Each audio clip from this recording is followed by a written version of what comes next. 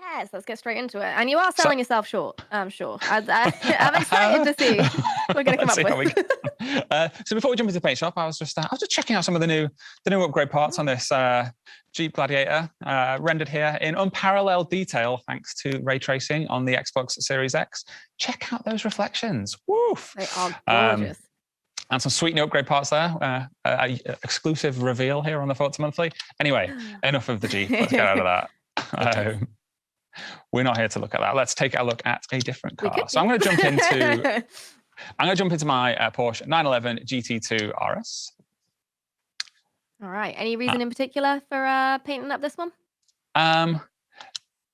The real reason is one, because it's one of my favorite cars in the game. Secondly, because I just wanted to show people this sweet new body kit that is available on this car. You can get yourself a Duke Dynamics kit, which makes it look a little bit more aggressive. It's super cool. I just thought I'd reveal that to the world. Appreciate it. We'll pop back in here in a little while, but let's go jump into the paint shop, as that's what we are here for.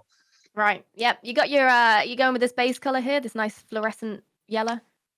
So yes, this is actually one of Porsche's stock colors. I think they call this one race yellow or racing yellow.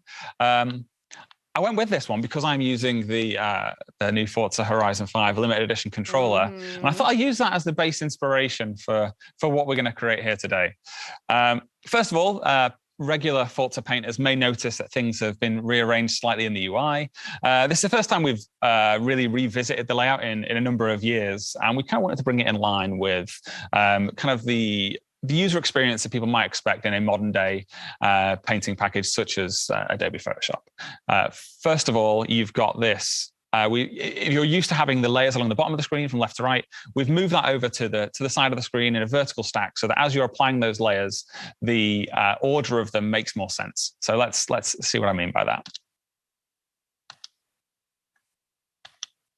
I'm just going to grab one of these now. As I said, I'm going to try and do something based on the Forza Horizon 5 controller. I've probably already massively oversold my artistic abilities there, but let's start off with... If anything, you've undersold it. I don't know. Right. The controller's real bright as well, isn't it? You got the yellow base, and then it's all paint splatters and gorgeous. That's colors, right, yeah. so. And because it's transparent plastic, the way the light moves through the controller just makes it glow in the dark. I'm going to... so I select that, and then I'm going to move that over here.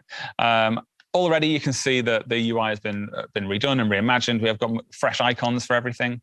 I said that I'm going to want to copy that one over, so I'm going to click copy and then paste, and I'm going to select that duplicated layer. I'm going to change the color of it, and I'm going to go with this one with a blue to try and match what's on the pad. I'm going to move that one so it's not being completely splashed over by the pink there. And I'm going to do that again to add a purple. So copy, paste, and then make it purple. All of this is functionality that people may be familiar with, but it's presented in a way that's it's fresh, and I think it's much more accessible as well. Yeah, now I was about to say, you can do it quite quickly, can't you? You're managing to go in between all these tools really fast, which is... I'm going in between really fast. Still doesn't look very good, and I should caveat, this is about as good as it's going to get today. But it's amazing. Pay for this. But once I've selected them, I've grouped those layers together. I can now click this button, and I can then copy those over to the other side of my car. And then we jump over, and you can see there's a couple of stickers I've added there earlier. So this, once you get into that rhythm, it does make creating liveries that much easier, that much faster. One of the other cool new improvements we've made as well is to massively increase the resolution of your liveries. So if you're playing on the Xbox Series S or X, then they're much, much higher resolution when not on the car, when you're driving around in free roam or you're in races. Regular painters will probably have experienced that thing where you build it, you're inside the editor, you build a really crisp, beautiful paint job, you get it out into free roam, and then the realities of having to stream that around the world, it can get a little bit pixelated. So remember this, we'll take a look at that in a sec. But before we go out and take a little drive, I did want to show another cool feature. So I'm going to save that to my car. This, of course, is the Porsche 911 GT2 RS. It's basically a race car that you can purchase and drive around on the roads. But in Forza Horizon 5, you're not limited to sticking to the frankly awesome asphalt roads that we have in the map. You can convert the car and make it into a bit of an off-road beast as well. So let's jump back into the upgrades menu. Obviously, I've already stuck this kit on it. That did give me a little bit more downforce. But You can now take any of the kind of road-built cars, and you can give them a couple of upgrades and then make them suitable for taking it off-road, maybe you can head across the desert or take it onto a dirt route, or maybe even across country. So if I click on the suspension, down at the bottom of the screen, on the bottom left, you can see that all of our cars now have an off-road score. That is the bottom one of those stats. On this car at the moment, it has an off-road score of 4.3. That's out of 10, so that's not a great score.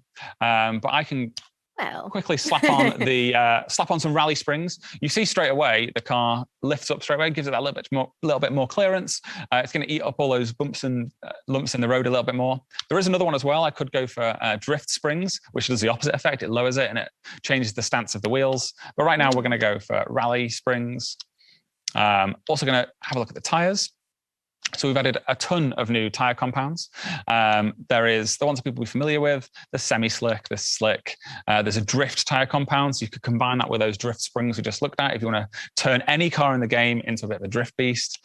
Right now, we are going to go with off-road race tire compound. And you can see as soon as I've selected that one, it's bumped my off-road score up to pretty respectable 7.9. I can give it a quick engine rev. I'm just going to add those parts to my car. And we'll take it for a quick drive, and I'll show you the difference they've made. Yeah, so this is a car that it was first added in Forza Motorsport 6. It's been in Horizon 4 and Forza Motorsport 7 since then. So it's a car that people probably are familiar with the performance of if they've driven it in any of those games. And they'll know that it's a fantastic track car. Not really at home off-road, though. But with just a couple of upgrades, really quick. Now. Exactly, just a couple of upgrades, and we've made it off-road ready. And those upgrades are available for more or less every single car in the game as well. So if you're a big fan of any street car, you're a 350Z. You want to make a 350Z and you want to think, right, I'd normally take this and I'd send it for a drift. I'd take it out on the track, or maybe I want to take that out to go for a dirt race or a cross country as well. You can slap a few upgrades on it and you make it into an off-road beast. So you can see as I'm heading across country here, it's holding traction. It's still got full control. No problems whatsoever. Yeah, there we go. That's it. That's a whistle-stop tour of the livery editor and a few new upgrades as well. And I've stacked it into a rock. There we go.